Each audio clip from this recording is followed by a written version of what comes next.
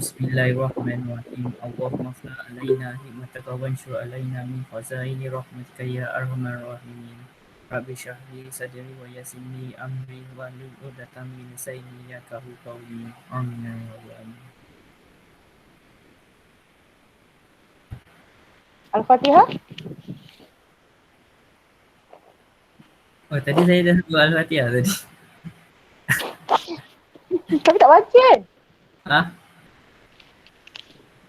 Oh, tak baca semua.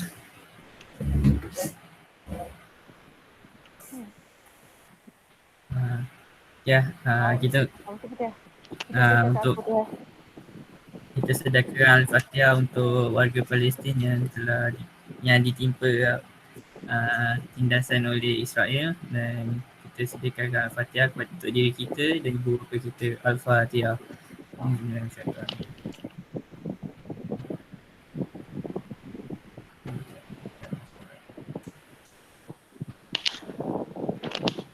amin amin.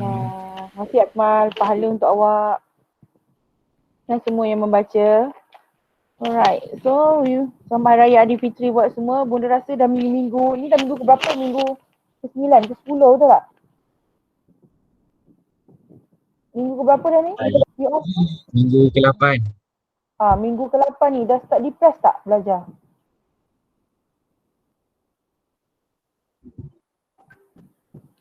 Sebab dia pandemik COVID-19 ni bagi you all punya batch tu dah bukannya norma baru. Dia dah macam dah kena sesuaikan diri dah. Sebab dah almost 2 years dah happen kan. Saya tak tahu pula tahun depan macam mana. Memang ni dah cabaran you all. So mungkin skop kerjaya kita pun pada masa akan datang akan berubah. Macam mana nak jadi engineer tu sebagai engineer online. Allahu Akbar. So pandemik ni boleh percaya memang ramai depress. Okay. Ada sesiapa ke yang family member yang terkena kemalang LRT iaitu? Anak saudara ke? Ada ke? Masa-masa? Tak ada benda. Tak ada, Alhamdulillah. Okay, ada tak dalam family member kita yang terdekat ke apa semua yang you all ada pengalaman handle tentang COVID-19? Boleh share tak pengalaman? Ada tak family member yang kena, pakcik ke, makcik ke, cousin ke? Ada tak ke semua dalam grup ni memang Alhamdulillah okey? 28 orang semua okey? Syami okey. Syami dah ni duduk rumah je tak keluar? Sekarang saya kat college. Oh, awak duduk college. Alhamdulillah. Isolation lagi kan kat college? Hantar makanan sampai ke bilik kan? Allah, memang betul-betul macam hotel kan duduk kat college sekarang? Bonda nak jumpa pelajar pun tak dapat dah. Okey, Alhamdulillah. Tak apalah. So, semoga wabak ni dijauhkan daripada you all semua dan keluarga kita dan muslimin-muslimat semua. Seluruh umat manusia kat dunia ni lah. Ni musibah lah musibah yang Allah bagi kat semua. Alright, so yang first presenter boleh mula sekarang. Okay, hari ni 2 grup ke 1 grup lagi tak ready? Dah ready bunda. Nadia ready okay. Okay, untuk grup yang pertama, presenter lelaki, so yang tanya soalan adalah pelajar perempuan untuk bunda ambil attendance. Okay, so silakan.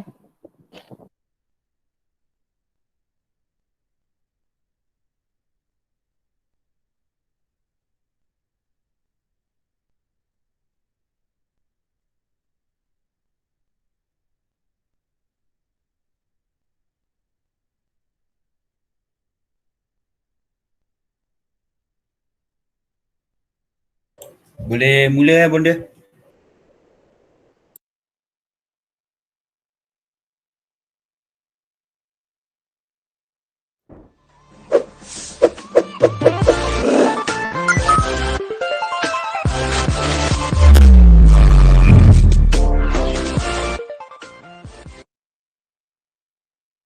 Assalamualaikum warahmatullahi wabarakatuh.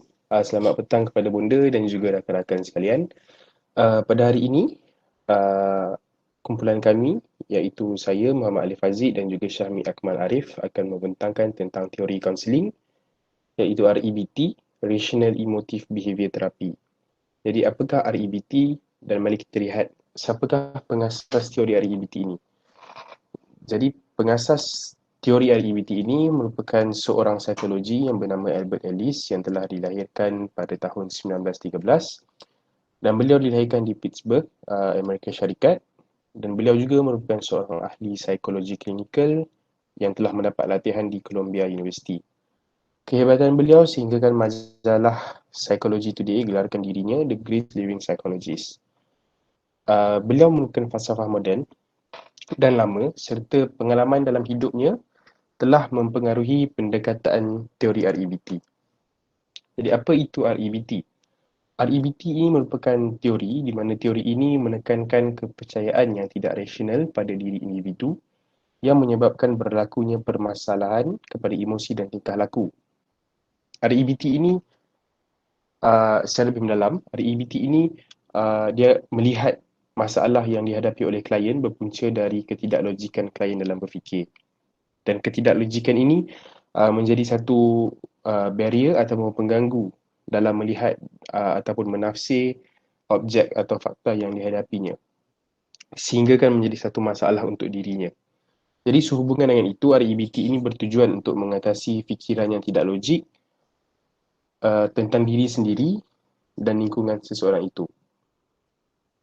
Jadi sebagai contoh, seseorang yang mempunyai satu trauma ataupun insiden yang mengganggu fikirannya. Jadi perkara itu boleh menjadi satu trigger untuk dirinya untuk dia berfikir dengan secara tidak rasional. Seterusnya mari kita lihat tentang konsep utama REBT. Terdapat 3 konsep utama REBT iaitu A, activing, B, belief dan C, consequences. D, E dan F hanyalah satu tambahan yang telah ditambah oleh Albert Ellis. Jadi apakah itu A? A ataupun nama kata lain yang dipanggilnya adalah antecedent event. Antecedent event ini merupakan satu peristiwa yang dialami oleh individu, sama ada fakta, kejadian, tingkah laku ataupun sikap orang lain yang telah memberi kesan kepada seseorang individu tersebut. Sebagai contoh, penceraian, pergaduhan antara rakan, dan itulah merupakan satu event yang telah terjadi kepada seseorang individu. Dan seterusnya kita pergi kepada B, belief. Belief ini merupakan satu keyakinan, pandangan ataupun nilai seseorang individu terhadap sesuatu peristiwa. Dan belief iaitu keyakinan terbahagi kepada dua, iaitu irrational dan tidak irrational. Rational belief iaitu RB merupakan cara berfikir ataupun sistem keyakinan yang tepat, yang masuk akal, yang bijaksana dan yang logik. Dan IB, irrational belief, merupakan satu keyakinan ataupun sistem berfikir yang salah, yang tidak logik, yang beremosi. Dan kita teruskan kepada C, iaitu consequences ataupun emotional consequences. Emotional consequences ini merupakan satu reaksi yang telah dipaparkan oleh seseorang individu itu dan kesan emosi ini bukanlah satu akibat langsung daripada event iaitu A yang telah berlaku, tapi ia merupakan satu variable ataupun beberapa variable yang terjadi kepada fasa B iaitu belief. Sama ada seseorang individu itu berfikir dengan secara rasional atau tidak rasional, dan dia akan paparkan, dia akan memberi satu reaksi terhadap pemikirannya, dan itulah consequences, kesan ataupun akibat.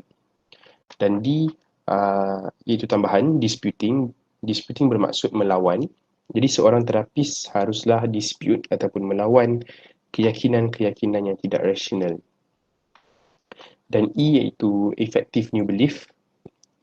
Perkara ini terjadi, fasa ini terjadi apabila seorang terapis telah melawan ataupun menghalang klien tersebut untuk berfikir dengan secara tidak rasional. Jadi dia boleh menikmati kesan-kesan yang positif. Itulah effective new belief. Dan F, new feeling.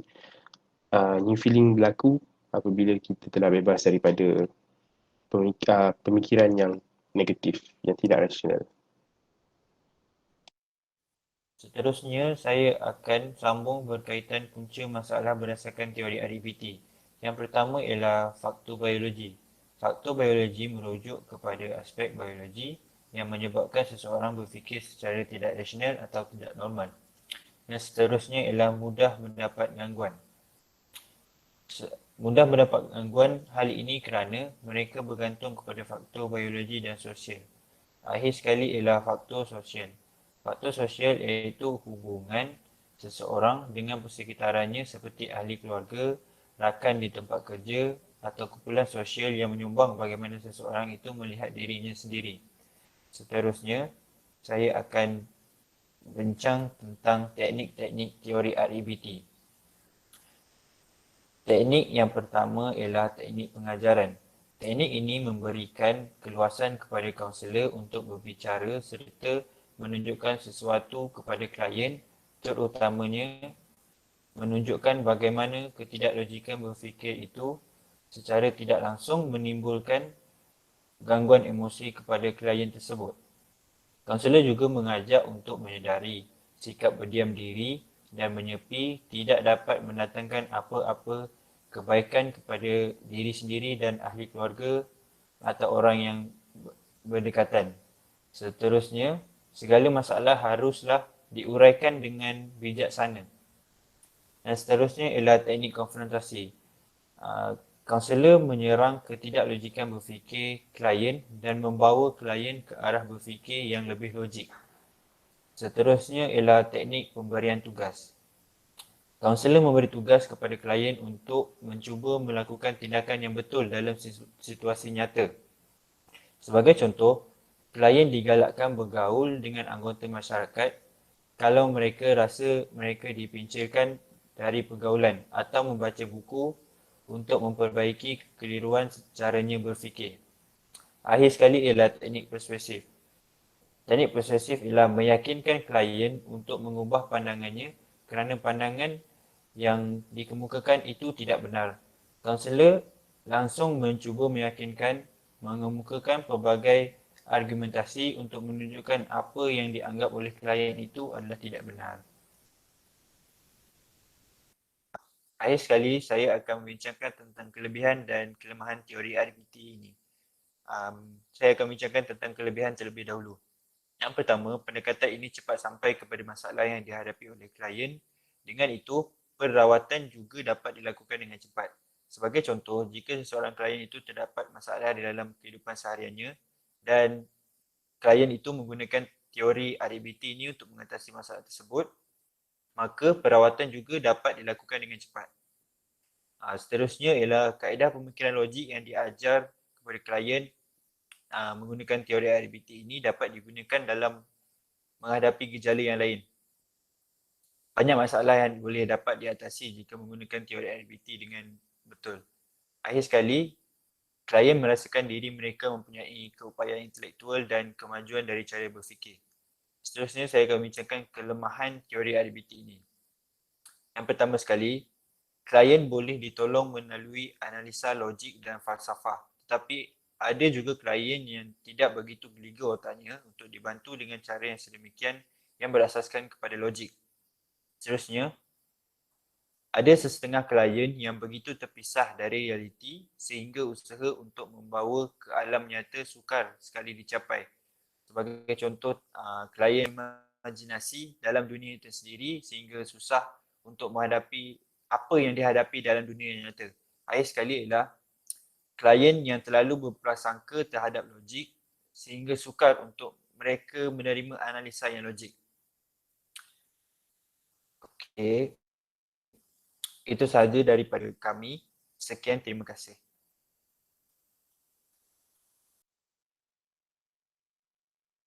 Okay, thank you so much.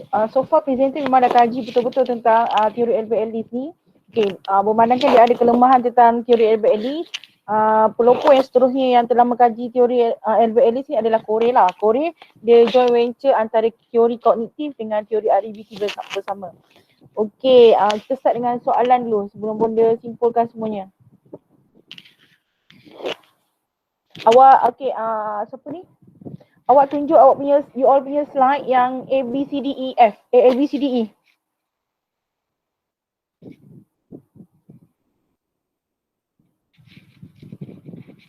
Alright. Okay, good. Itu konsep utama dia lah. Okay. Okay, Bonda bagi tahu sebelum yang tanya jawab soalan tu. contohnya pemikiran seseorang yang tak unrational lah. Contohnya tingkah laku pertama, kepercayaan dia pertama, belief system dia contohnya, oh saya ni tak cantik, saya ni tak pandai. And then C, automatically apa yang terjadi terhasil, kesan emosi yang terganggu kepada klien tu adalah contohnya sebab dia dah fikir dia tak cantik, dia tak pandai, automatically dia demotivate, suram, tak nak senyum, pergi kelas pun murung sebab dia rasa oh kerana tak cantik orang tak suka apa semua. And then counselor how to dispute punya klien, cabar dia. Adakah dalam kehidupan ni memang Allah lahirkan, contohnya memang adakah bagi awak rupa paras tu cantik tu yang bagaimana, contoh kita rasionalkan dia. Apa yang you faham dengan maksud cantik? Sebab dia kata tadi saya tak cantik. Alright, okay. Kita tanya dia balik klien, apa yang you faham dengan maksud cantik? Adakah cantik tu perlu hidung mancung, kulit kena putih, apa semua? Kita rasionalkan dia. Macam mana kau nak rasionalkan dia? Contohnya, adakah semua orang yang dilahirkan dunia ni memang rupa paras dia yang sama? So bayangkan dalam situasi dunia ni semua orang rupa paras dia sama. Semua nak jadi supermodel semua model lelaki perempuan semua. So how to kita jadi dispute dia, kita cabar dia. So pemikiran dia tak rasional lah. Sebab sebenarnya cantik is a subjektif. Tak semestinya rupa paras. Cantik ni dari segi percakapan, budi bahasa, tingkah laku besar sebenarnya nilainya. Inner beauty kan besar. And then supaya kita nak jadikan dia tadi unrational belief system kepada rational belief system. So maksudnya macam mana dia nak naikkan bila dia rasa dia tak cukup cantik, okay mungkin dia compare cantik tu dengan siapa. And then macam mana nak counter back dia punya cantik tu supaya orang nampak dia kewujudan dia. And then kita jadi logik. So Albert Ellis ni dia sedut emosi lah. Pertama emosi, and then belief system iaitu tingkah laku kita, and then come out with cognitive system, baru hasil dia tengok macam mana. So kita kena touch ni lah, emosi, kognitif, tingkah laku. Dia mesti sejajar dari segi teori Albert Ellis ni. Jadi kita nak daripada perasaan klien tadi yang rasa tak cantik, suram, berduka lara, dia bersyukur dan dia berasa gembira. So cantik is subjektif. Contoh. Alright? Okay. So dah boleh start jawab. Tu pun dia simpulkan tentang A, B, C, D, E. Yang new feeling tu F. Arif? Betul tak? Arif? Betul benda. Terlepas kan? F tu is new feeling. Sebab tu dia F feeling. Dia bukan E. Salah di situ. Alright. Start awak jawab Rik. Soalan yang pertama daripada Nur Insyirah. Okay, soalan Sebut pertama. nama kawan. Adakah boleh start Boleh. Adakah peristiwa yang kecil juga boleh menyebabkan trauma bagi seseorang? Trauma ni ikut pada saya ikut pada individu itu sendiri. Adakah dia akan stuck dekat peristiwa tertentu, contohnya seperti macam kata dalam kelas dia ada quiz, and then quiz tu tak ada carry mark pun. Dia ada macam just untuk pemahaman kita, tapi dia punya markah kurang daripada orang lain, and then adakah dia akan perbaiki diri dia moving forward, ataupun dia akan stuck dekat situ. Maknanya benda ni pada saya terletak pada individu tu sendirilah, macam mana dia nak handle situasi yang peristiwa kecil tu. Okay ke benda? Okay, and then kita jangan pandang remeh kepada benda-benda yang kita nampak orang tu rasa trauma. Sebab tadi you ada present kan trigger kan. Trauma ni kadang kita jadi trigger. Contohnya COVID-19 ni. Kalau dia ada satu family, sebab tu boleh tanya ni. Kalau ada family dia memang, family member dia meninggal dunia kerana COVID-19, kita sebut perkataan COVID-19 tu pun dia dah trigger dah. Sebab tu kadang-kadang kita nampak peristiwa kecil tu macam kecil bagi kita, tapi bagi seseorang peristiwa tu besar.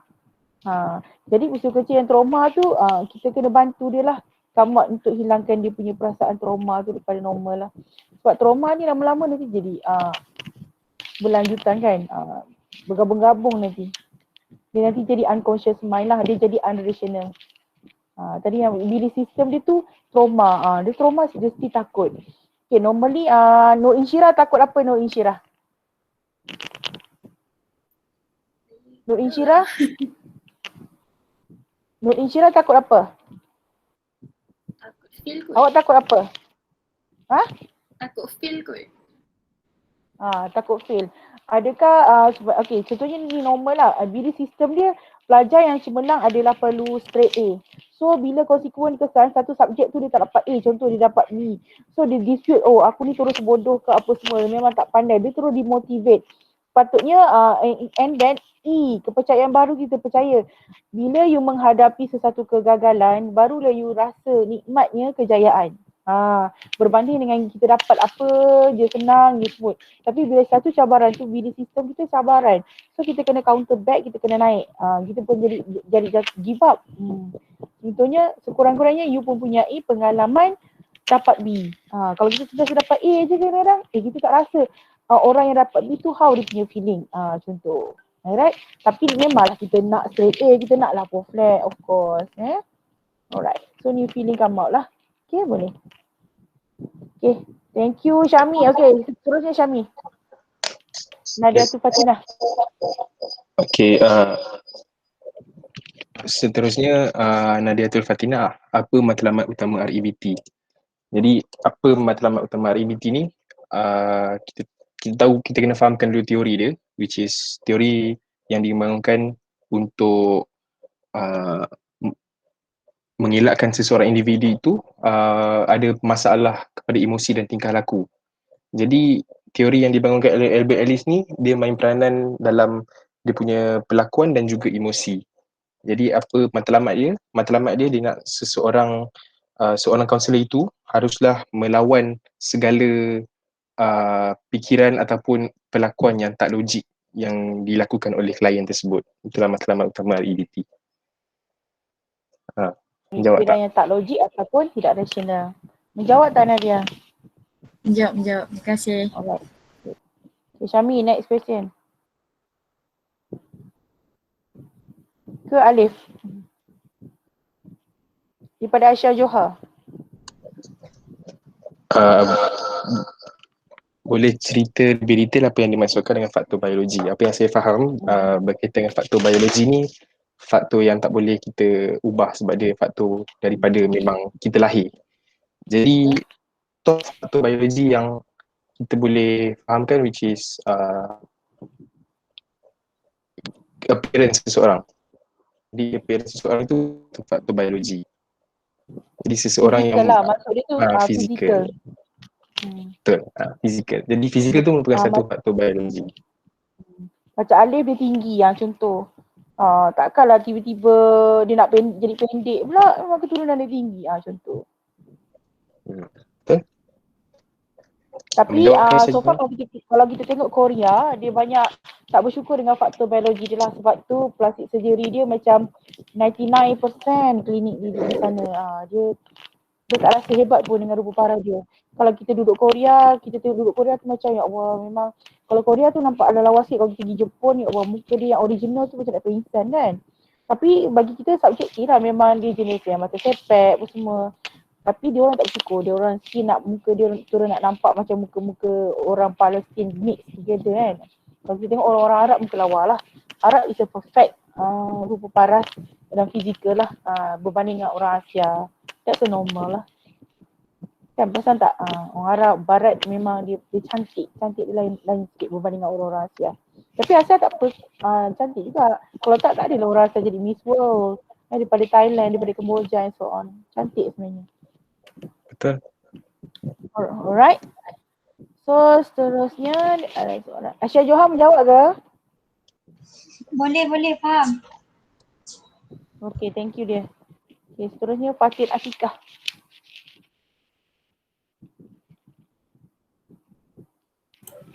Seterusnya apakah yang dimaksudkan dengan faktor sosial yang boleh menjadi punca masalah teori REBT?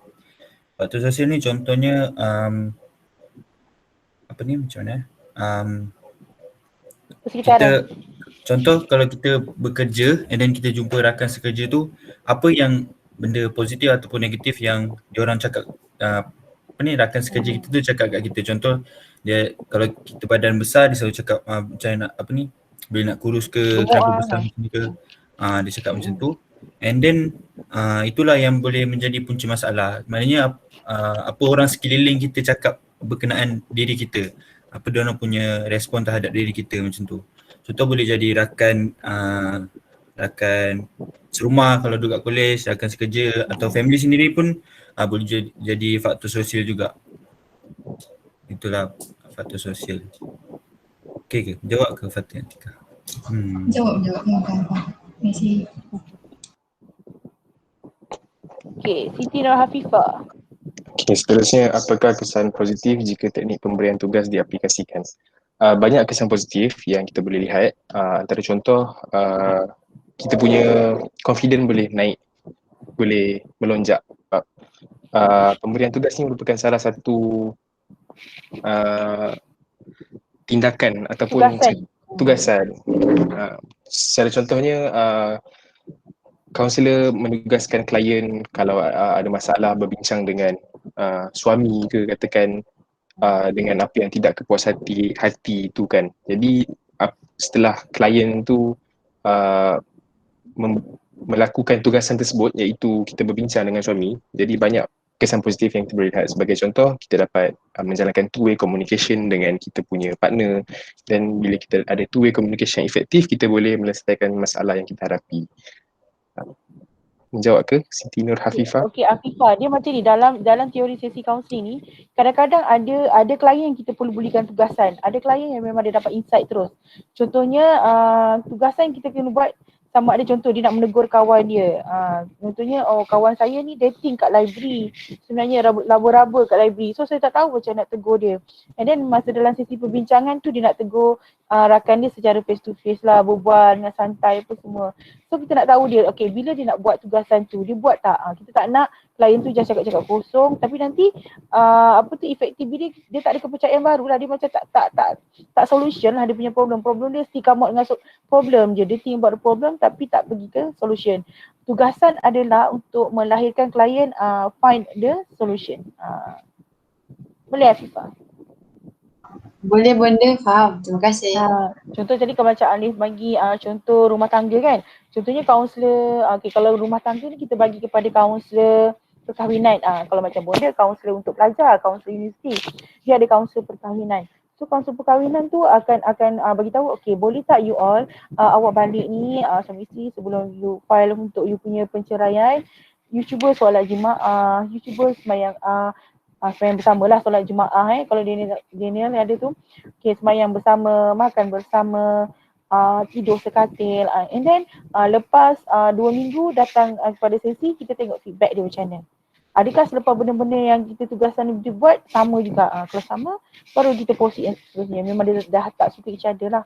Tapi kalau dia contohlah dia solat together kan, dah baca mengaji together, so mungkin akan ada hikmah daripada tugas-tugasan tu. Untuk decision pertama yang dia nak buat tu, rupa-rupanya berubah. So dispute lah bila sistem dia yang tadi tu, patutnya cerai is the best. Tapi lepas dia buat tugasan, new feeling dia, saya tak nak bercerai lah, rupa-rupanya ada ni lah. Kami pasangan adalah untuk saling melengkapi antara satu sama lain, contoh. Okay Hafifah, boleh? Boleh benda, faham tak? Alright, good. So Alif, seterusnya Nur Amalia. Okay, seterusnya antara teknik-teknik teori REBT, teknik mana yang paling berkesan? Pada saya, semua teknik yang ada dalam teori REBT ni semuanya berkesan. Cumanya berbalik pada klien tu sendirilah. Macam mana, adakah dia sesuai dengan teknik tersebut? Macam Bonda cakap tadi, ada individu yang tak sesuai dengan teknik ni, kita try teknik lain. Benda ni bergantung pada klien tu sendiri, macam mana dia nak adaptkan situasi dia dengan teknik yang dah diberi oleh kaunselor, So boleh tambah untuk yang Amalia tu daripada Syamil explain.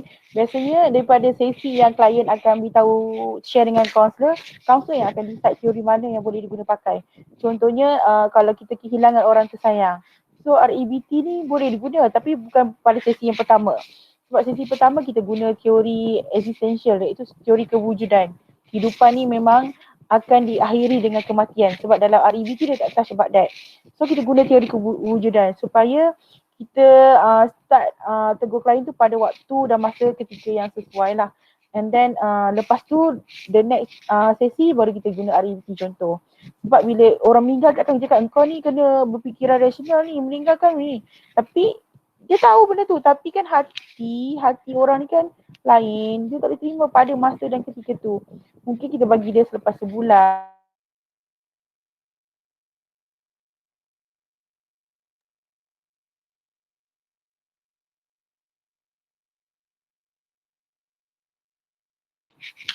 Oh.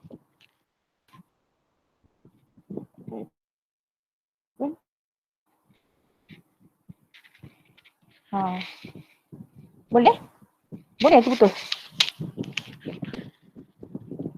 Boleh? Dengar? Dengar benda. Okey, terputus je. So macam terputus kan. So teori yang inilah tu soalan untuk Amalia tadi kan. Okay dah, next question. Amalia menjawab Jawab. Okay, Alia Aziz seterusnya Wan Alia. Wan Alia, bagi teknik konfrontasi, adakah teknik ini bagus digunakan terhadap orang lain? Boleh tunjuk situasi yang digunakan teknik ini. Jadi kita lihat balik klien tersebut, macam mana cara dia adapt dengan setengah teori. Kalau teknik konfrontasi tu satu teknik yang berkesan, kita boleh pakai dekat klien tersebut. Jadi contoh teknik teori ni, kalau kita nak faham, dalam REBT, teknik konfrontasi maksudnya kaunselor menyerang ketidaklogikan berfikir klien dan membawa klien ke arah berfikir yang lebih logik. Jadi cara contohnya, sebagai contoh, bila seseorang tu, contoh Ali ni, dia mengadu dekat kaunselor dia berfikir dan dia bagi statement yang tidak masuk akal, yang tidak logik. Dia melakukan pelakuan ataupun pemikiran tidak logik. Jadi klien ni akan menyerang pemikiran tersebut dan membawa Ali itu ke arah pemikiran yang lebih positif, yang lebih rasional. Jadi itulah teknik konfrontasi, contoh teknik konfrontasi. Menjawab tak? Sebab, okay, boleh tambah yang Alia tu sebab teori REBT ni dia ada dispute, so macam mana kita nak cabar pemikiran klien? Contohnya macam situasi tadi, okay, Alia, contohnya Alia nak situasi macam mana? Situasi macam mana? Awak nak apa? Okay, kes apa kes contoh? Kes apa? Gaduh lah contoh. Macam gaduh lah tapi macam ataupun putus cinta lah. Macam ada salah faham Okay, lah. contohnya Orang tak nak terima salah tu. Contohnya dia dah gaduh, contohnya biasanya pasangan bercinta lah. Gaduh lepas tu decide, lepas gaduh yang pertama tu turun nak buat putus cinta. Kita dispute dia. Adakah awak yakin untuk awak berpisah dengan dia, adakah the best solution? Kita cabar, konfrontasi ni cabar. Okay, tadi daripada awal tadi sampai akhir sesi, saya rasa awak dah sebut nama boyfriend awak sebanyak 10 kali. Tapi awak rasa betul ke awak nak berpisah dengan dia sedangkan awak telah sebut nama dia lebih 10 kali. Kita confirm balik dia. Dia memikir balik sebab orang kau tak suka, orang tak sebut nama orang tu. Contoh dia sebut Alia ni, contoh boyfriend Alia buat sesi counselling. Saya tak suka Alia tu, Alia gini-gini, dia lepas tu dalam sesi counselling tu dia cerita pasal Alia je lebih 10-20 kali sebab orang kalau dah benci tak sebut nama dah. Okay, dia tak sebut nama dengan baik. Alia, Wan Alia Nazira, kita tak. So, counsel tu macam mana kita confront dia. Okay, sepanjang sesi ni saya nampak anda menyebut nama teman wanita anda, Wan Alia Nazira dengan baik, tanpa menyebut nama dia dengan nama-nama yang kasar. And then betul ke awak ni memang nak berpisah dengan dia? Is it the best solution yang you nak buat? Menyesal ke tak? Okay. Ataupun kaunselor boleh confront dengan kita bagi macam ni. Daripada skala 1 hingga 10, awak rasa nak berpisah dengan dia berapa? Kalau dia kata 5, taklah tu sebenarnya. 5 per 10, acah-acah je nak pisah. Alright? Alia menjawab dah? Okay, menjawab. Okay. Seterusnya Alif, Syazah Afiqah. Seterusnya, macam mana nak tahu jika seseorang itu mempunyai trauma terhadap sesuatu perkara?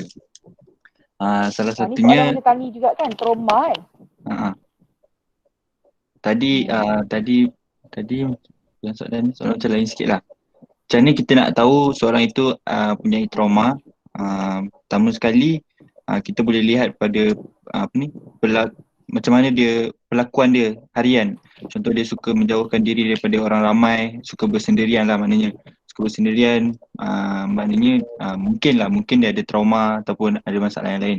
Ataupun selain itu, klien itu sendiri kena open up cerita dekat orang ataupun cerita dekat kaunselor. Maknanya kita boleh tahulah apa yang dia trauma ataupun ada masalah lain.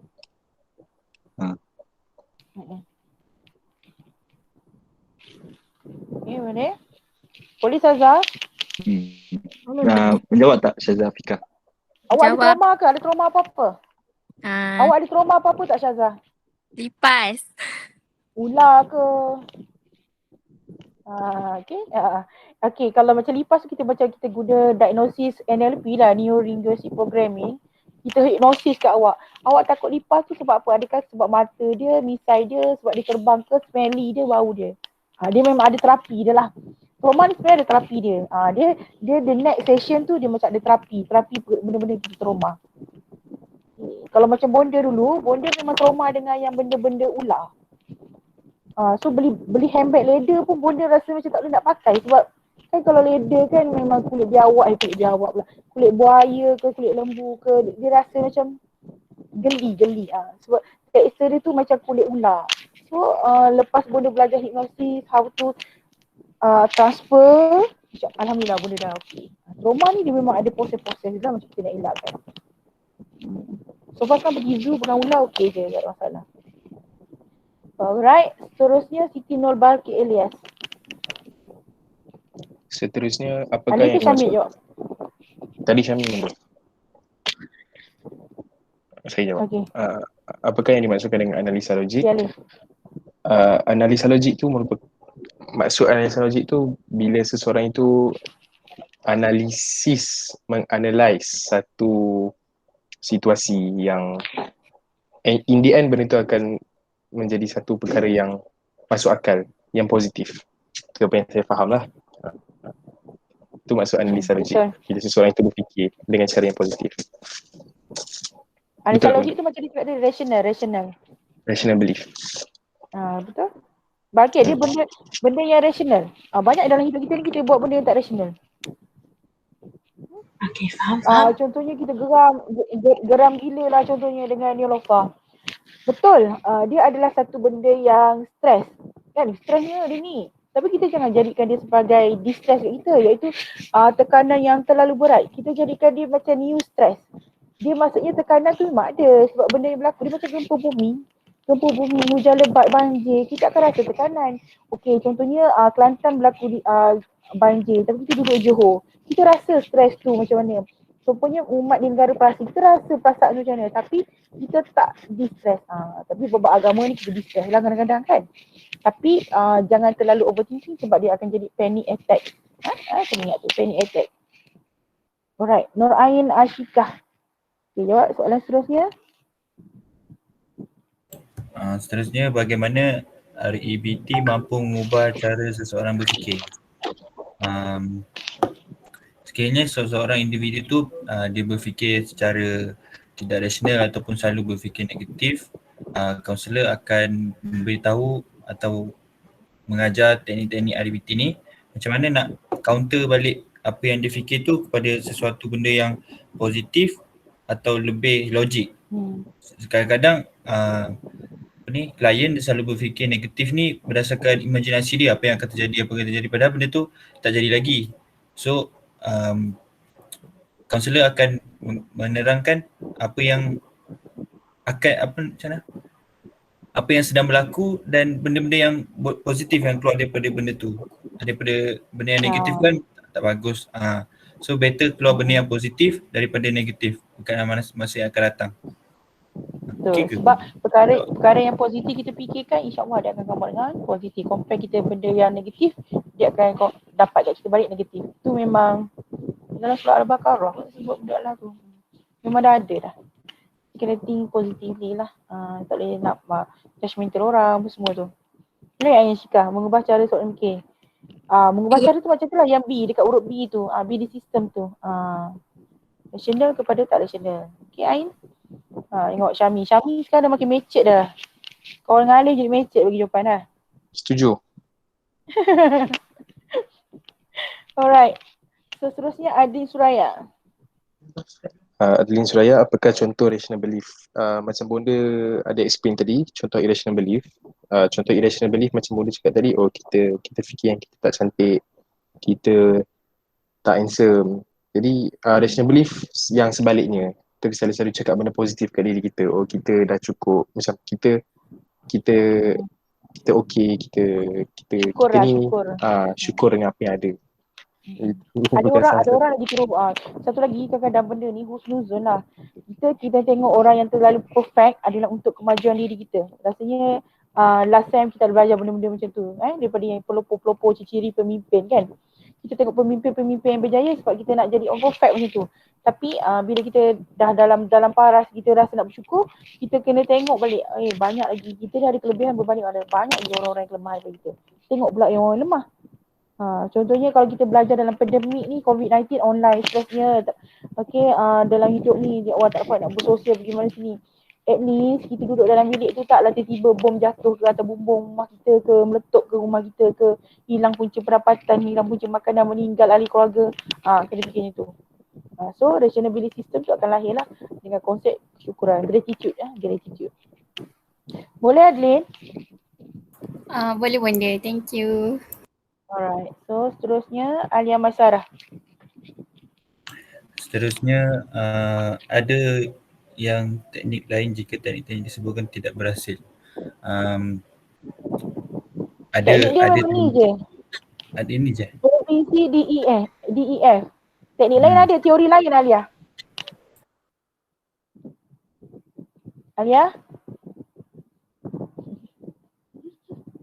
Alia tak nak teknik ABCDEF ni Alia?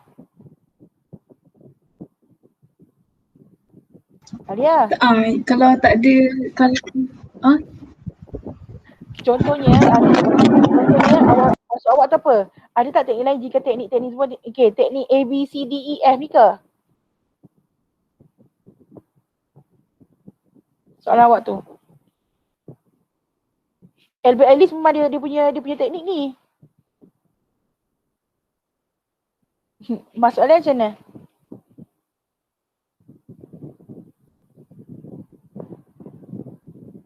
Hello Alia? Alia dia terputus ke pun dia terputus? Ya saya Bonda. Tadi internet saya slow.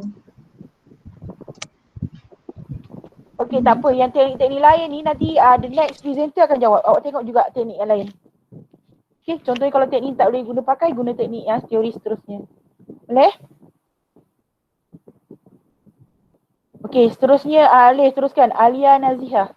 Lain Alia tak okey. Cara nak mengelakkan diri dari berfikir perkara negatif.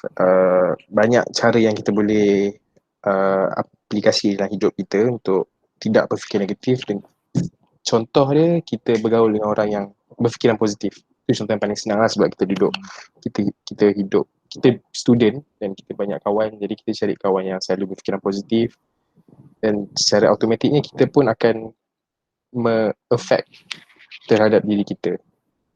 Itu salah satu contoh nak mengelakkan diri daripada perkara negatif. And then Bonda was thinking lah dengan lecturer-lecturer yang Profesor Madia aku semua kalau kita chat kan. Kalau macam netizen yang tak berpuas hati, kita orang for sure lah. Orang yang tak berpuas hati di laman sosial ni biasanya orang yang sama. Kalau sejuta orang tu je lah orang tu. Dia suka memang tendensi dia memang begitu. Kadang-kadang yang komen ke tak nak ambil vaksin ke orang yang sama je yang tak nak ambil vaksin ni contoh. Tapi kalau macam bila dia cakap, kita kena kawan dengan orang positif lah. Kalau you kawan juga dengan orang-orang negatif tu, negatif lah awak. For sure macam tu. Okay. Vaksin ni kena nak ambil. Even masa you all baby, kalau you all nak tahu, kalau nak recall balik sebab Bonda ada anak kecil, memang vaksin tu daripada umur you lahir sampai umur you 3 tahun. Ada jadual dia kena ambil vaksin apa, vaksin itu, vaksin ini. Jadi maksudnya ambil je lah. Vaksin ni adalah imunisasi badan kita. Macam mana badan kita boleh melawan. Bukan untuk semua tapi imunisasi. Untuk bagi badan kita kuat. Itu vaksin lah. Alright, boleh Alia? Boleh Bonda. Okay, good. So seterusnya Raudah Nordin. Apakah contoh situasi disputing? Disputing ni mempertikaikan Saya tak tahulah. Saya tolong lah. Ah. Okay, salah satu contoh disputing tu bila klien tu dia macam saya dah explain tadi yang disputing tu klien kena melawan pemikiran negatif. Terapis kena melawan pemikiran negatif. Jadi contoh disputing tu bila seseorang itu dia berfikir dengan cara negatif. Contoh situasi disputing. Bila seseorang klien itu dia berfikir dengan tidak rasional, yang tidak logik, yang tak masuk akal. Jadi terapis tu kena melawan. Dia kena dispute.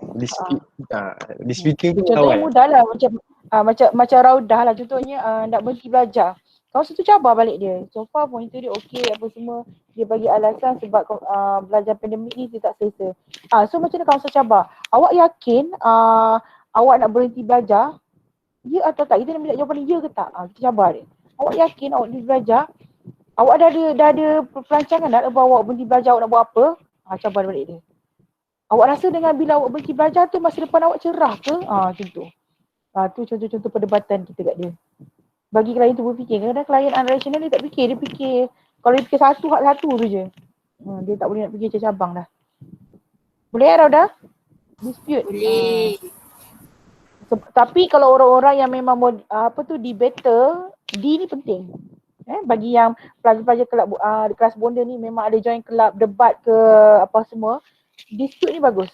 Kalau you ada ilmu disputing ni, insya-Allah you boleh menang lah.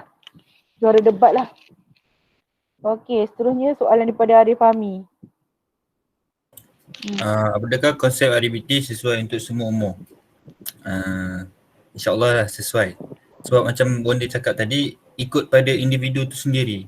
Macam mana dia nak, macam mana dia boleh terima ke tak teknik yang diberi oleh kaunselor tu. Kalau tak boleh, dia tak boleh terima, kita try teknik lain.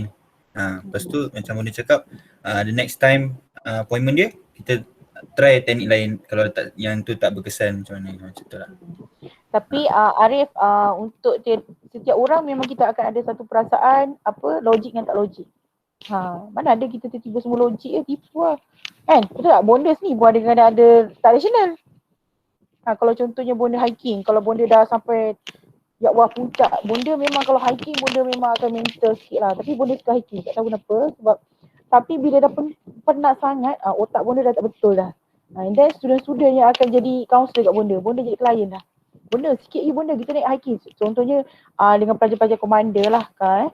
Biasanya bonda jaga komander yang fakulti kejuruteraan kimia. So bila kita hiking tu, bonda ingat lagi masa kita orang hiking kat Sarawak, gunung di Sarawak. Bonda memang dah tired gila lah, penat kita naik flight, and kita hiking penat. So bonda sampaikan student-student tu cakap, bonda kita orang buat bag bonda, sini-sini awak lah yang dah graduate semua ni. Bonda kita orang buat bag bonda, kasut bonda nak tukar tak? Bonda bonda jangan buat barang, kita orang je buat barang. So macam maksudnya setiap orang tu nak terang kat sini, dia akan ada satu perasaan rasional dan tak rasional. Pada situasi emosi dia tak stabil tu dia tak rasional. Kalau emosi dia stabil dia rasional. Sebab tu BD sistem kita nak emosi tu dijadikan stabil. Sebab kita tahu kalau emosi tak stabil, keputusan yang kita buat tu keputusan yang tak betul. Dia lebih kepada nafsu je. Bukan keputusan daripada hati lah. Right? So seterusnya boleh Arif Fahmi? Sibuk je soal dalam grup perempuan. Sabarlah. Benda tadi waktu awal-awal saya tak ada makanan sampai. Saya ingatkan dah boleh jalan. Tak dengar pula awal lagi. Awak kan duduk kat hotel kan? Hotel Boleh. Ayolah, hotel. Tiba-tiba dia orang jerit, terkejut saya. Food delivery bilik ke bilik. Oi, hotel sangat you all. Memang macam anak raja lah duduk dalam tu. Okey, seterusnya Alif, Nur Syamimi. Syami ke Alif? Okay, klien dapat memberi kesan kepada perubahan emosi dan tingkah laku klien. Ini kita tengok balik dekat konsep utama REBT. Sebab konsep utama REBT ni macam satu rumus yang telah dibuat oleh Albert Ellis. Jadi bila dia dah mengalami setiap fasa ataupun phase konsep utama REBT ni dan dah telah berjaya dan kaunselor itu telah berjaya mendispute klien tersebut punya pemikiran negatif dan sebagainya, eventually F iaitu new feeling akan dia akan experience new feeling, iaitu perasaan-perasaan ataupun tingkah laku yang negatif. Jadi boleh. Sebab tu Alice ni dia lebih kepada banyak nasihat lah. Sebab tu teknik pengajaran nasihat. Betul ke awak nak berpisah? Betul ke awak macam tu? Adakah awak yakin? Dia lebih lembut lah. Dia touch emosi balik. Okay, yang ni best ni. Jawab ni Syami ke Alif. Bagi satu contoh kes. Okay, orang alang-alang you dah buka teknik tu. Kaitkan dengan teknik tu. Okay, apakah contoh kes teori RBT? Sebagai bagi satu kes. Satu kes sebagai contoh COVID-19 sekarang. COVID-19 sekarang macam yang kita tahu memang kita punya kadar kebimbangan dalam diri kita tu mesti meningkat. Kadang-kadang nak keluar tu okey ke macam ni kan. Cukup ke apa semua. Kalau bonda tak risau. Itu nak bonda kalau kaunselor tak risau.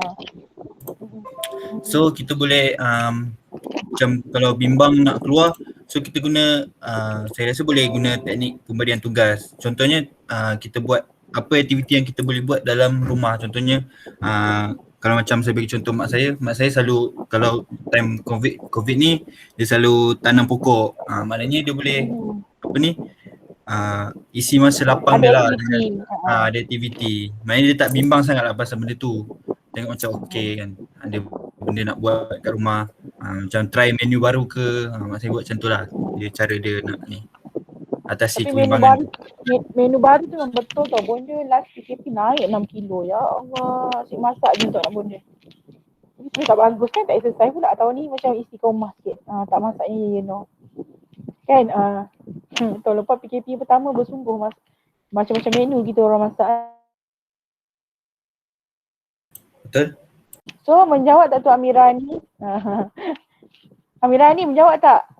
Lepas ni awak boleh tanam pokok kalau kat rumah tu, hidroponik ke, agak-agak pandai tanam kacang-kacang hijau je. Jadi pokok togeh.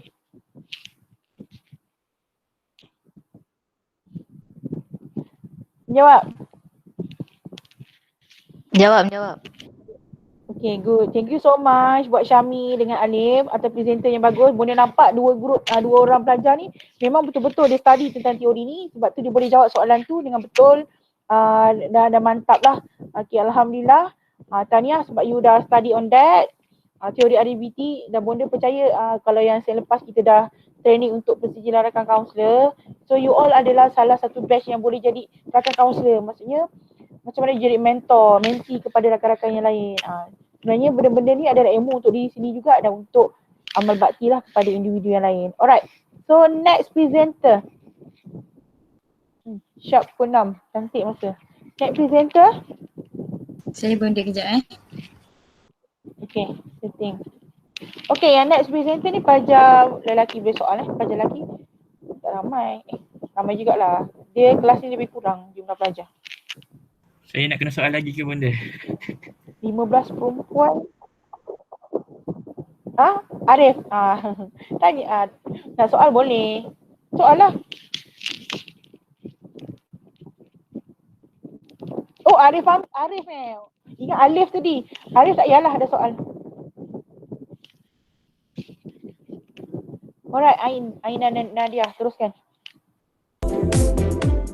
Hai, Assalamualaikum. Saya ucapkan kepada bonda dan rakan-rakan, saya Nadiatul Fatina binti Amin dan rakan saya Nur Ain Ashika binti Azizul akan membahaskan tentang kognitif terapi di bawah tajuk teori kaunseling.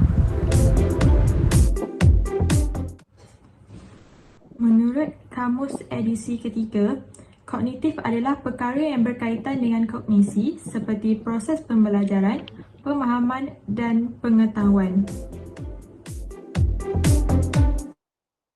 Kognitif ialah sejenis terapi yang dikembangkan oleh pakar psikiatri Amerika iaitu Aaron T. Beck pada tahun 1960-an. Terapi kognitif berdasarkan pada model kognitif yang menyatakan bahawa pemikiran, perasaan dan juga tingkah laku saling berkait. Kaedah terapi ini membantu individu menyedari akan pemikiran yang tidak tepat atau negatif agar mereka dapat melihat situasi yang mencabar dengan lebih jelas dan bertindak balas dengan cara yang lebih berkesan.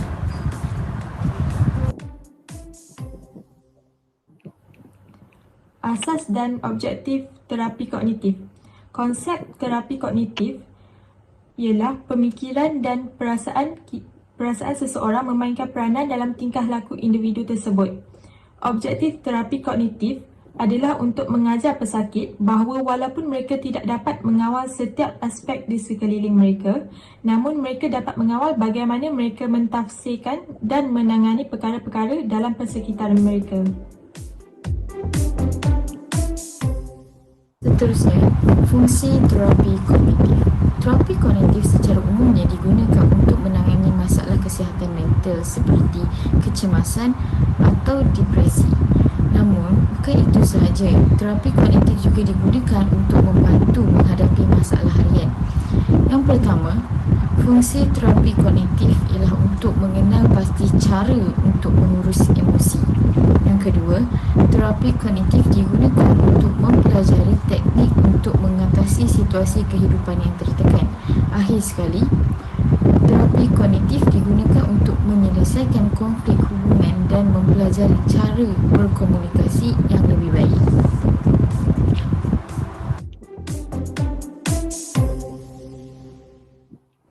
Seterusnya ialah kesalahan berfikir. Kesalahan berfikir yang pertama ialah overgeneralization yang bermaksud menyamaratakan sama ada pada diri sendiri atau pada individu lain. Sebagai contoh, seseorang individu tu rasa bahawa semua lelaki adalah sama hanya disebabkan oleh dia pernah dikecewakan atau putus cinta. Kesalahan yang kedua ialah personalization yang bermaksud menyalahkan diri sendiri atas situasi yang tidak dapat dielakkan. Sebagai contoh, parents dia accident dan meninggal. Lepas tu dia salahkan diri dia atas kematian parents dia. Padahal situasi itu tidak dapat dielakkan dan bukan salah dia pun. Kesalahan yang ketiga ialah mind reading yang bermaksud seolah dia mengetahui apa yang difikirkan oleh individu lain. Sebagai contoh, dia merasakan bahawa semua orang dekat tempat kerja dia tak suka dia, semua orang dekat tempat kerja dia benci dia, padahal orang lain tak fikir macam tu pun, dia je yang fikir macam tu. Dan kesalahan yang terakhir ialah minimization yang bermaksud mengecilkan usaha sendiri atau hal-hal positif yang ada pada diri sendiri. Sebagai contoh, dia rasa diri dia lemah, dia rasa dia tak pandai, dia rasa dia bodoh, padahal bila exam markah dia okey je. Sekali, berdasarkan kajian yang telah kami lakukan, terdapat beberapa kaedah dan teknik terapi kognitif. Yang pertama ialah mengawal aliran pemikiran. Matlamat teknik ini adalah untuk membetulkan pemikiran dan penilaian mereka dari segi fungsi atau kegunaan untuk individu tertentu dan memahami bahawa ianya timbul secara automatik.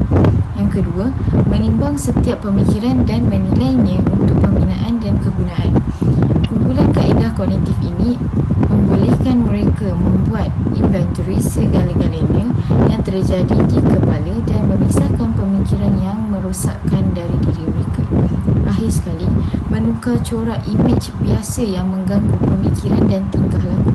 Ini adalah benar bagi orang yang mempunyai kebimbangan yang tinggi yang dikawal oleh imej yang menakutkan.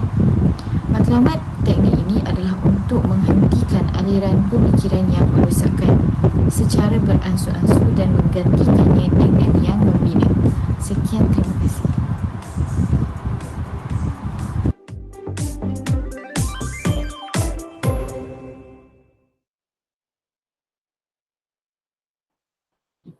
Alright, thank you so much untuk presenters. Cuma yang teori kognitif you tak touch tentang kognitif perkembangan kanak-kanak kan. Sebenarnya Jane Piaget tu, dia memula pelopor dia Jane Piaget and then baru pergi Aaron Tiberg. Maksudnya pelopor yang pertama dah meninggal, ada pelopor seterusnya. And then sebenarnya dia ada kognitif tu, kita macam contohnya 0 hingga umur 0 bulan hingga umur 2 bulan. Apa proses anak? Dia kognitif dia. Mak Sadi ni dia kaji, daripada lahir je dia dah kaji dah proses perkembangan kognitif anak-anak. Tapi tak apalah, grup ni present yang general. Nanti pun dia gambar. Awak tengok yang klik, buka slide awak yang kat teknik tu tadi Nadia. Buka slide awak dekat teknik. Boleh? Okay, boleh? Sebab contohnya kan, Bunda terangkan, contohnya kalau macam kanak-kanak boleh terangkan tambahan lah untuk group yang teori kognitif ni supaya you all tambah. Contohnya peringkat diri yang motor lah, kalau kita ada baby ataupun you ada adik 0 hingga 2 tahun. So proses untuk 2 tahun ke bawah hingga 2 bulan ni, apa diri motor dia yang function. Sebab tu kadang-kadang kita detect kognitif anak ni autism ke, syndrome Down ke, kromosom X ke lebih ke, kromosom Y ke lebih ke apa semua. Dari segi peringkat umur dia tu, 0 hingga 2 tahun tu adakah dia dah boleh menggenggam, dia boleh mengangkat, boleh start jari, boleh start cakap wording, boleh find a colour dia boleh pilih black, red. Ada colour-colour yang baby dah boleh nampak. Baby boleh nampak colour-colour macam merah, hitam, dia dah boleh nampak colour-colour macam tu. Colour-colour lain awak tunjuk dia kuning semua dia tak nampak sebab mata dia macam tu. Itu peringkat dia motor lah. And then, so peringkat yang pra-operasi tu pula dari segi umur 2 hingga 7 tahun. Tadi 0 hingga 2 tahun betul. So 2 hingga 7 tahun tu pula, contohnya kognitif kanak-kanak ni kat mana? Sebab tu kadang-kadang dalam Islam sendiri kita cakap didiklah anak you bersembayang ketika umurnya 7 tahun. Pasal tak? Kenapa dalam Islam dah sendiri dah cakap ketika umurnya 7 tahun? Sebab dia adalah pra-operasi kognitif ke otak dia supaya ketika dia membesar dia dah ingat 7 tahun tu 4, 5, 7 tahun tu dah wajib sebab 2 hingga 7 tahun tu dia dah proses operasi. Sebab tu you perasan tak anak adik-adik you, kalau you ada adik kecil ke ada anak buah ke, once you cakap satu word dia macam kapas tau. Dia serap terus. You cakap bodoh dia terus serap. You cakap bangang dia terus serap. Awak cakap dia tak pandai dia terus serap. Otak dia tu macam kapas terus serap. Tu dah proses kognitif kanak-kanak. Yang group ni tak touch. So proses penggunaan simbol. Sebab tu kalau you nak anak-anak you, you all semua akan berkahwin, boleh percaya. So kadang-kadang kita nak anak kita, sebab tu kalau pakar-pakar ni, kita dah tahu nak anak kita jadi apa dah besar. Dari umur dia 2 hingga 7 tahun kita dah ajar. Kalau kita nak jadikan anak kita arkitek, kita dah biasakan dia melukis. Doktor kita dah ajar dia buat eksperimen apa semua. Bagi dia suka, bedah-bedah katak ke semua kita dah ajar dia semua dah. So dia tak takut dengan benda-benda tu. Sebab ketika umur kanak-kanak tu pula 7 hingga 11 tahun dia dah konkret tau. Dia dah dibesarkan. Contohnya kalau anak-anak yang ketika umur 3 hingga 7 tahun tu dia didera, 7 hingga 11 tahun dia takkan lupa. Dia memang pernah didera. Bunda nak tanya you all, kita belajar ABC umur berapa? 6 tahun betul? Betul ke sekarang you lupa A, B, C, D, E, F, alik bata? Kita lupa ke? Tak lupa. Sebab dia adalah proses yang kita belajar ketika umur kita 6-7 tahun. Perasan tak? Kenapa kita ingat sampai sekarang? Awak ingat tu je. Tak mungkin awak dah besar ni, kecuali awak memang sel otak awak pecah ke apa, memang hilang ingatan lain lah. Tapi ABC tu kita belajar ketika umur kita memang 7 tahun, 6-7 tahun. So sampai sekarang kita ingat, betul tak? A, B, C, D, E, mana ada ubah-ubah. So proses operasi tu jadikan konkret dan terus ingat. And then dalam proses umur kanak-kanak tu 7 hingga 11 tahun, kita dah ajak anak-anak buat kerja rumah, selesaikan masalah. Contohnya gaduh dengan kawan, macam mana kognitif gaduh dengan kawan. Maksud kita dah training anak-anak tu bagaimana. Okay? Dan seterusnya bila peringkat operasi formal untuk teori kognitif ni dia tak touch sampai umur yang banyak. Dia touch umur sampai sekolah rendah sahaja. Iaitu 11 tahun ke atas. Contohnya hasil daripada anak-anak yang belajar 7 hingga 12 tahun tu automatically dia dah tahu. So sebab tu sekolah rendah ni penting. Sekolah rendah ni penting sebab dia nak training you all. Pembelajar lisan, berbincang. Tapi kalau macam sekolah rendah pun kita dah start jadi pelajar kurang ajar. Tak mustahil unit universiti pun jadi budak kurang ajar. Kalau sekolah rendah you dah start merokok. Unit sekolah rendah you mesti merokok. Sebab dia adalah kognitif yang kita ajar daripada proses perkembangan yang ibu bapa memang dah ajar you all. So sebab tu teori kognitif. Kognitif kita ni persekitaran yang kita belajar. Kita bukannya mungkin Bunda tak tahu dalam kelas Bunda ada yang genius ke tak. Tapi kalau macam Bunda bukan genius. Maksud kita bukan gifted. Kita study, kita learning dari segi pemakanan, dari segi pembelajaran, education kita dapat. So ibu bapa yang memang mampu tu insya-Allah boleh bagi awak makan buah tin, buah zaitun, susu kambing, kismis hari-hari. InsyaAllah you lagi hebat dan bijak lah berbanding yang makan coklat, gula-gula and so on. Right. So adalah proses kognitif. Yang tu tadi group ni tak touch lah. Tapi yang lain-lain tu dia ada touch. Okay, so Nadia dah boleh start jawab soalan. Alright. Sebab tengok kaedah dan teknik dia simple. Dia terus ringkaskan dia begitu. Okay. Sebab dia tak touch daripada mana kognitif ni terhasil. Contohnya. Alright. So boleh jawab soalan Nadia. Soalan pertama. Hello, saya nak tanya apakah kebaikan sesi terapi dalam kalangan pelajar? Okay, kebaikan teknik terapi kognitif ni dia dapat membantu untuk membentuk tingkah laku seorang pelajar. Sebab dalam terapi kognitif, cara berfikir, emosi dengan tingkah laku seseorang tu saling berkait. Tapi antara 3 benda ni yang paling penting ialah cara berfikir. Sebab cara berfikir ada 2, satu positif, satu lagi negatif. Contoh, sebagai student kau kena tegur dengan lecturer kau sebab buat simple mistake dalam exam. So kalau kau berfikir secara negatif, kalau kau macam mana kau berfikir secara negatif, kau akan rasa yang lecturer tegur kau tu sebab dia tak suka dekat kau, dia benci kau ke kan. So benda tu akan ganggu emosi. Kau akan fikir yang kau akan rasa down, kau akan rasa sedih, emosi kau pun akan jadi negatif. So tingkah laku pun automatik akan jadi negatif. Contohnya bila time kelas lecturer tu kau tak masuk, kau tak buat assignment dia. So benda tu akan akan buatkan macam kau akan kau punya pointer jatuh ke. Dia akan jadi macam unfinished business lah. Unfinished business maksudnya benda tu tak selesai. Benda tu jadi baggage je. Beban yang kita fikir tak betul. Boleh, hello Muhammad Akram. Okey, terima kasih. Jawapan yang menarik. Okay, good. Ain, seterusnya Alif Imran. Okey, soalan seterusnya. Bagaimana cara untuk meningkatkan keyakinan diri? Okey, ni bagi saya lah kan. Kalau cara kita nak meningkatkan keyakinan diri tu, kita kena macam ingat balik kejayaan yang kita dah capai. Maksudnya macam kalau sebelum ni kita pernah macam masuk satu pertandingan, lepas tu kita menang dalam pertandingan tu ke, atau kita dah berjaya dapat pointer yang puaskan hati kita sendiri, kita kena bersyukur dan kita kena ingat benda tu macam kita dah pernah banggakan diri kita sendiri. Kalau benda tu macam mak ayah kita happy dengan kejayaan kita pun, kita kena ingat dan kenang apa yang kita dah buat yang happykan diri kita, yang happykan orang yang kita sayang. So benda tu akan tingkatkan keyakinan diri kita. So kita tak akan pandang rendah dengan diri kita sendiri. Macam itulah bagi saya. Boleh tak Alif Imran? Boleh. Terima kasih. Okay. Soalan seterusnya. Bagaimana untuk mengamalkan terapi kognitif dalam aktiviti harian kita? Biasanya untuk teknik terapi kognitif ni kita pakai self-talk. Yang ni Bonda ada cakap tadi. Yang cakap kat diri kau yang kau tu pandai, kau cantik. Benda-benda macam tu lah yang boleh untuk kita dapatkan aura positif tu. Macam emosi terus positif, tingkah laku pun akan jadi positif. Macam tu lah. Faham tak siapa ni? Faham.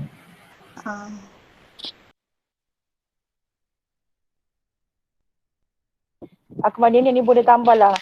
Teori kognitif positif ni contohnya kita self-talk positif. Kita cakap dengan diri kita hari-hari benda yang positif.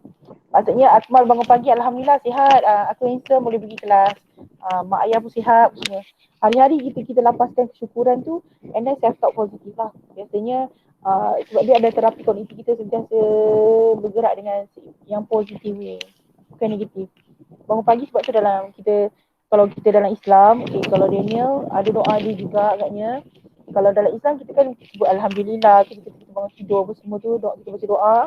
So maksudnya bila kita baca doa tu, ya Allah, kita bersyukur sebab Allah matikan kita. Tidur adalah mati yang sementara dan bila kita bangun tu, kita hidup balik. Kena ingat tidur itu mati yang sementara. Dapat balik Alhamdulillah. So terapi kognitif harian kita positif lah. Alright, seterusnya Arif Zaini. Siapa? Nadia ke Ain? Nak jawab. Nadia dengan Ain lain tak kuat sangat ni rasanya benda tu. Cik Ain pun dia. Untuk minimize kan ada tak cara lain selain daripada sokongan orang lain? Okay, minimization.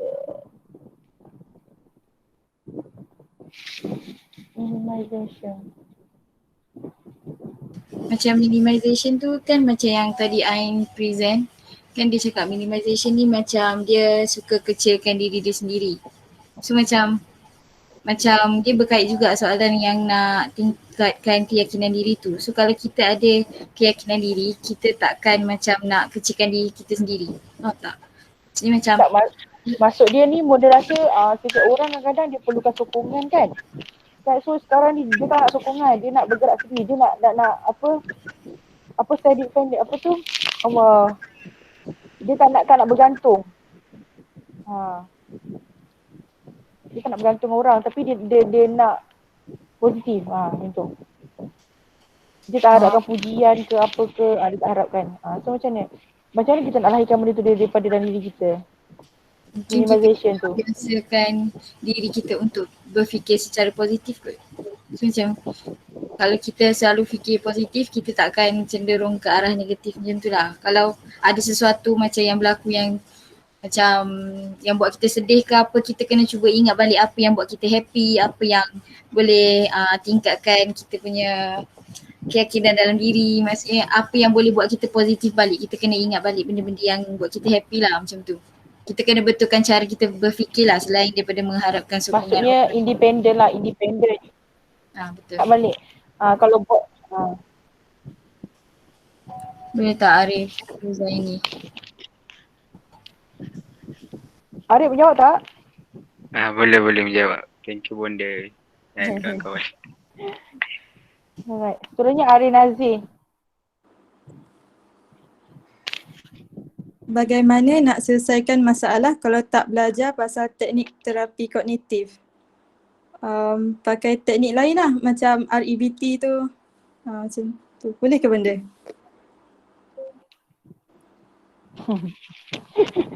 Tak, soalan dia ni memang soalan cukup emas ni sebenarnya. Jangan gitu. Bagaimana nak selesaikan masalah kalau tak belajar pasal teknik terapi kognitif? Setiap individu kita lahirkan, pasal tak kita selalu jawab macam ni, tak apalah, belum dapat seru belum dapat seru. Belum dapat hikmah, belum dapat hidayah. Tak apalah, tak dapat hidayah lagi. Sebab itulah dia jadi jahat pun semua, hidayah tak dapat. Ya Allah, kena ingat hidayah pertama, ya Allah bagi akal. Jadi kita ni ada akal, berfikiran dengan waras, boleh berfikir rasional dan membuat keputusan dengan baik. Akal adalah satu anugerah kognitif yang kita dah dapat. So, bagaimana kita nak bereaksi kognitif kita tu terangsang. Semua orang ada kognitif dia. Pemikiran, semua orang ada pemikiran. Cuma macam mana kita nak pemikiran kita tu sentiasa grooming. Barulah kita belajar tentang terapi-terapi tu. Teknik-teknik tu. Tapi sebenarnya belajar pun tak ada masalah sebab semua orang memang akan ada kognitif. Betul tak? Arif. Soalan ni cukup emas tu. Macam mana nak selesaikan masalah? Kita kan ada daya pemikiran. Boleh Arif Nazir? Boleh. Terima kasih. Dah tak ada dah tu. Ain, dah hilang dah Arif Nazir. Okay, boleh Okay. Okay, so seterusnya Arif Amirul. Semua yang Arif yang soal. Arif Amirul. Nadia ke Ain?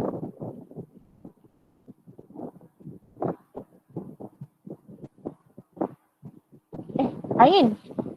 Nadia? Ain dengan Nadia? Hello? Ada benda, jap benda. Okay, berjawab soalan Arif Amirul.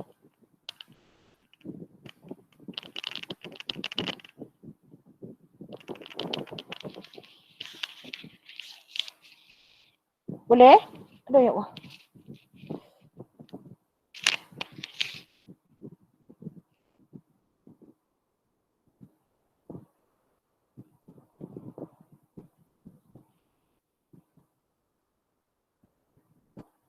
Ain dengan Nadia ada tak?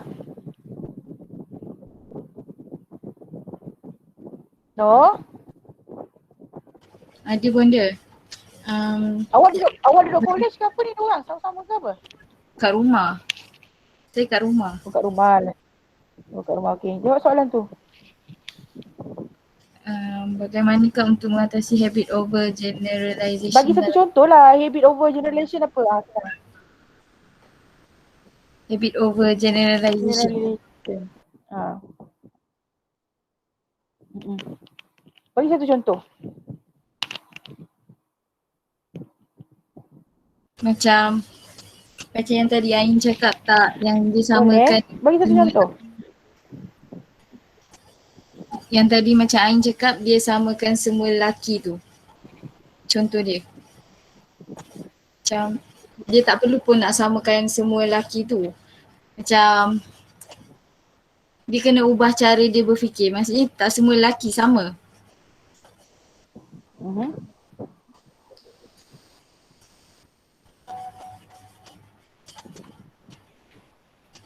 Macam mana? Dia macam kena cuba kenal lelaki tu macam jangan terus judge yang semua lelaki tu sama. Dia kena betulkan cara pemikiran dia lah. Untuk atasi habit over generalization tu. Macam dia jangan terus menghukum untuk terus samakan. Dia banyak benda lah sebab benda-benda ni kalau apa tu dia boleh jadi anxiety ke tak? Betul benda. Dia benda tu kot dia nak soal tadi.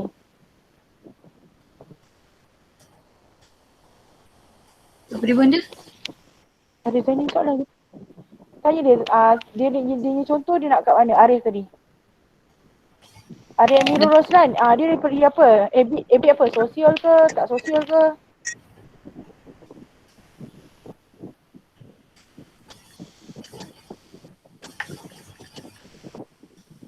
Apa benda? Okay, cuba dia bagi contoh. Habit over generalization ni, contohnya you nak contoh macam mana? Contoh macam ni ke? Macam pelajar rasa give up nak belajar, takut nak exam kan? Benda-benda tu jadi anxiety tu tak? Macam tu. Awaknya situasi awak nak yang macam mana? Bagi satu situasi supaya kawan boleh terangkan. Adakah depression tu sebab apa ke semua? Okay, saya punya situasi macam yang diorang bincang tadi lah, like generalisekan semua orang like satu gender ke, macam tu lah saya rasa. So like macam mana nak mengatasi benda tu. Okay, dia jangan kita punya simptom tu melebihi 2 minggu, sebulan tau. Kita kena change. Kalau tak dia memang akan jadi anxiety macam benda. Boleh? Kena speak to public lah apa yang you kena share dengan kawan kalau tak rasa tak suka ke apa semua. Sebab dia macam ni benda-benda tu nanti berkekalan sampai ke future. Kalau kita tak buang negative experience tu. It might be happen and then continuous in your life. Boleh Arif? Boleh. Boleh. Dah potong rambut belum? Dah potong rambut ke rambut afro lagi?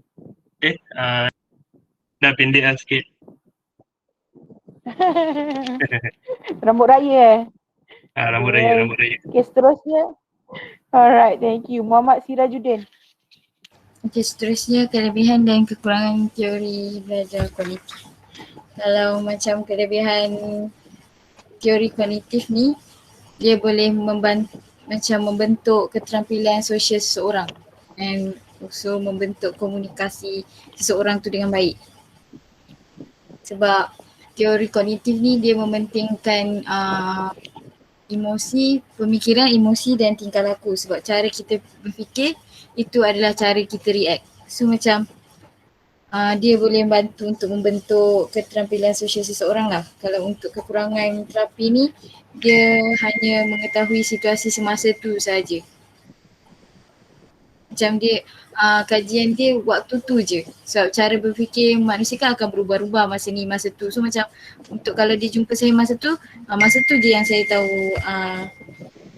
cara nak handle dia tu lah. Sebab benda tu dia tak akan macam berpanjangan. Mungkin esok lusa dia dah fikir cara lain pula macam tu. Itulah kekurangan dia. Boleh tak? Boleh tak exaggerate sebab kognitif kita kan berubah-ubah. Okay, jelas. Thank you. Okay, seterusnya Syami Akmal.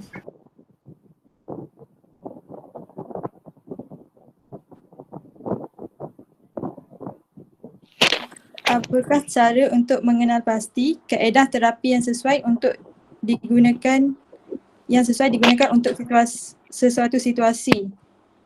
Yang ni contoh situasi dia macam ni. Syami Akmal Arif. Contoh situasi dia macam mana? Contoh situasi macam kalau ada masalah apa-apa lah. Masalah macam belajar ke, macam tu. Oh, kalau masalah Isu belajar, belajar.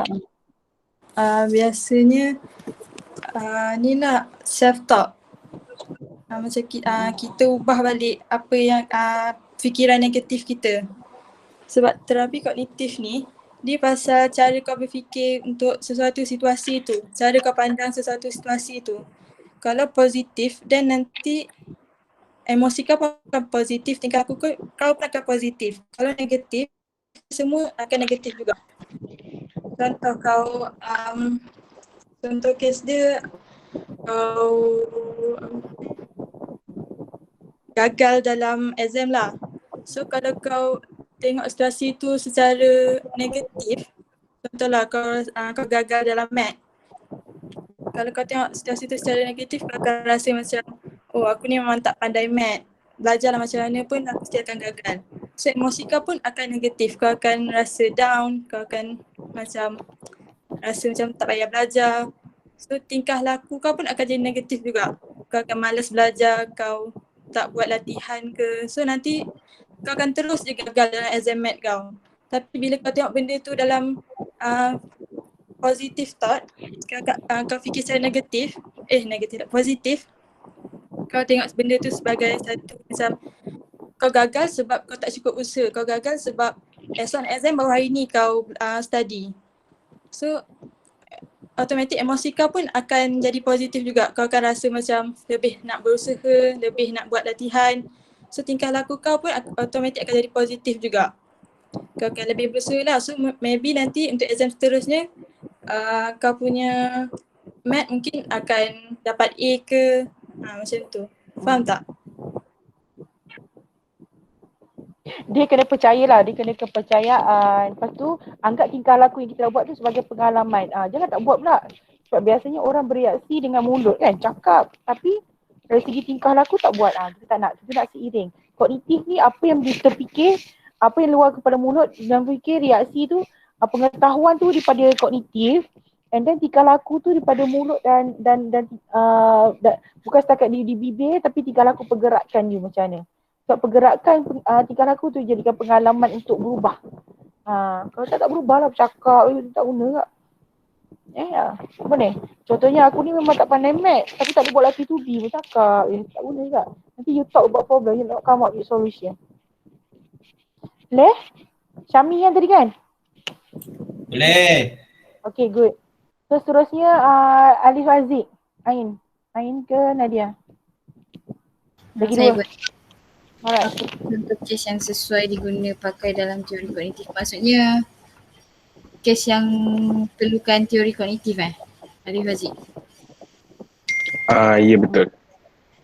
Okay, contohnya kalau ada seseorang ni dia terlalu memikirkan pasal accident. Macam contohnya kemalangan pesawat. Contohnya macam sebelum ni kan ada tragedi yang MH370 semua tu. So kalau seseorang tu dia terlalu menghabiskan masa berfikir tentang kemalangan yang berlaku dekat udara, dia akan jadi macam dia akan elakkan diri dia naik kapal terbang ke apa ke. So teori ni berguna sebab kita kena cuba untuk betulkan cara pemikiran dia.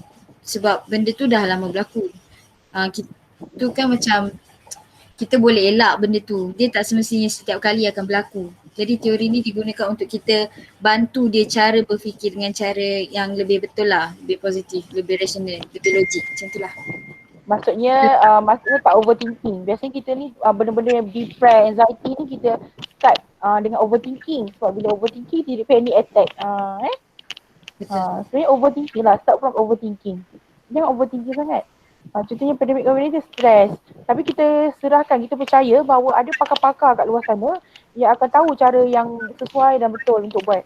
InsyaAllah nanti you for the next generation, new generation yang akan jadi pelapis pengganti kita orang. So far sekarang memang dah ada pakar-pakar. Kita serahkan pada pakar. Benda lebih serahkan macam tak apa, memang kita rasa tak puas hati tapi sebenarnya ada pakar yang boleh buat.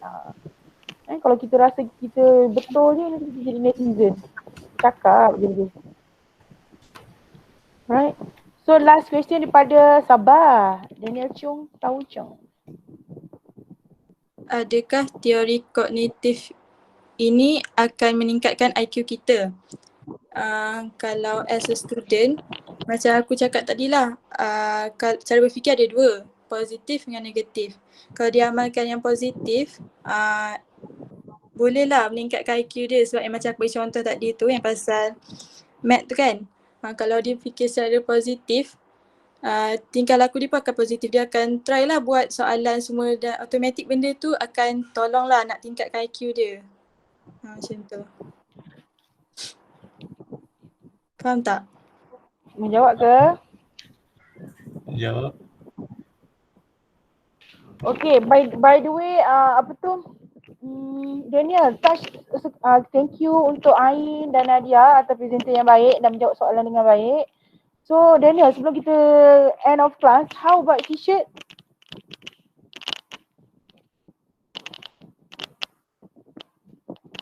T-shirt info sales ke apa? Dia akan post kan? Hello, dengar? Dengar. Oh, ya, dia akan post. Apa anggaran bulan depan? Nanti Daniel kena selalu feedback dengan dia tahu sebab kita dah bayar. So kena selalu feedback. Jangan diam, nanti kalau kita diam dia pun dia sebab pandemik ni. Sebenarnya dia punya company boleh beroperasi, cuma tutup pintu kan. So dia pencetakkan tutup pintu depan, operasi dalam kedai lah maksudnya. Boleh Daniel nanti tolong follow up and the team Bonda belum lagi expose kita punya new team. So memang MT yang lama memang Bonda harapkanlah untuk membantu lagi sebelum MT yang baru junior you all dengan nama-nama yang you all dah bagi tu. Sebab kalau nak buat apa-apa aktiviti secara virtual, nanti Bonda akan fikirkan satu program yang untuk in charge. Tapi Bonda risau sebab you all sekarang bukan part 3. Kalau part 3 banyak masa senggang sebab you all part 4. Part 4 ni Bonda percaya memang busy kan, betul tak? Busy kan? Sebab ada part 4, ada yang sampai part 5, lepas tu dia pergi LI. Maksudnya part 4, part 5 ni memang busy. So Bonda tak nak kacau sangat jadual you all yang busy tu. Okay, boleh? So last kita yang project tu t-shirt Daniel Okay. Thank you so much Daniel daripada Sabah. Thank you. Alright, thank you so much untuk semua presenter dan semua pelajar yang hadir untuk kelas hari ni. Full seat. Thank you so much. Selamat Raya Mak Azir Batin. Jaga diri baik-baik. Stay safe. Elak COVID-19. InsyaAllah Bunda doakan terbaik untuk you semua. Tadi elok-elok ambil ruang dan kesempatan belajar ketika pandemik COVID-19 ni untuk score pointer you all, pointer yang tinggi. Sebab online you boleh sambil chat, sambil google, sambil jawab. Okay. Jadi maksudnya banyak mekanisme yang you boleh guna pakai untuk jadikan pointer you naik. Target untuk pandemik ni jangan give up. Pandemik ni adalah untuk target pointer tinggi. Alright. Lepas dah graduate nanti insyaAllah Bonda akan launching juga aktiviti program Kejaya dan Bonda akan touch dengan you all lah. Alright. Thank you so much. Assalamualaikum semua. Selamat petang. Bye. Thank you Bunda. Thank you Salam Bunda. Thank you Bonda. Terima kasih Bunda. Okay. Thank you Bonda. Terima kasih Bonda. Okay. Thank you Bunda. Alright.